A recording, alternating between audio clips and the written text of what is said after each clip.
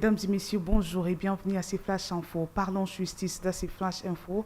Au total, 110 requêtes ont été réceptionnées par le greffe de la Cour constitutionnelle jusque le vendredi dernier en contestation de résultats définitifs des élections législatives nationales 2023 publiées par cette Cour. C'est ce qu'ont révélé des sources judiciaires mardi 26 mars à nos confrères de Radio Capi. Les requérants espèrent trouver gain de cause pour corriger les erreurs matérielles commises lors de l'examen du contentieux électoraux législatifs du 20 décembre 2023. Selon les sources judiciaires, le président actuel de cette institution a ordonné la fin des réceptions de ces requêtes du greffe, annonçant qu'il va incessamment se pencher sur toutes les demandes pour décider s'il y a lieu d'instituer une telle demande. En sécurité, les communautés Téké et Yaka, réunies autour du vice-premier ministre de l'Intérieur, Peter Kazadi, ont adopté lundi 25 mars un acte d'engagement pour la paix après 3 jours de travaux. Peter Kazadi l'a annoncé dans une vidéo sur son compte X.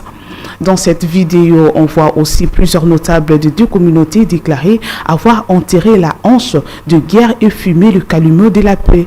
La première de ces concertations, voulais-je dire, est réservée aux chefs de l'État devant qui les deux communautés signeront cet acte d'engagement, a expliqué Peter Kazadi. Pour rappel, le conflit opposant les communautés Téké et Yaka dans le territoire de Kwamout, dans la province du Maïndobé, autour de droits fonciers, a dégénéré depuis 2022. Et en santé, pour finir, le programme national d'élimination du choléra et autres maladies diarrhéiques du ministère de la Santé a présenté le mardi 26 mars à Kinshasa un plan stratégique multisectoriel d'élimination du choléra et des contrôles des autres maladies diarrhéiques devant plusieurs partenaires techniques et financiers, parmi lesquels les missions diplomatiques à Kinshasa. Dieudonné Mwamba, le directeur général de l'Institut national de la santé publique, un des représentants du gouvernement à ses assises, revenu sur l'urgence de ces plans qui visent à réduire de manière significative la morbidité et la mortalité causées par le choléra en République démocratique du Congo. Par ailleurs, la RDC fait partie de 3 pays avec le plus de cas de choléra en Afrique.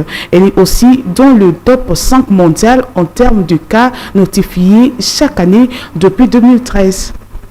Voilà ce qui met fin à ces Flash Info. Merci de l'avoir suivi et restez branchés sur C24+, la télé numérique.